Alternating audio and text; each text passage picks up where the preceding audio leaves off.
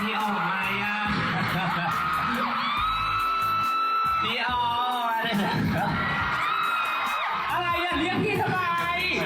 เขาบอกว่าจะไม่ให้บกออกจากท่านี้ก็บอกพี่ออกได้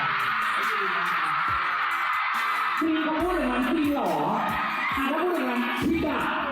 จริงต้องเก่งใจพี่ออกมายังพี่ออกมาเลยอะไรอ่ะเรียกพี่ทำไมเขาบอกว่าจะไม่ให้บกออกจากท่านี้ก็บอกพี่ออกได้พี่เขาพูดอย่างนั้นพี่หรอถ้าพูดอย่างนั้นพี่ด่าจ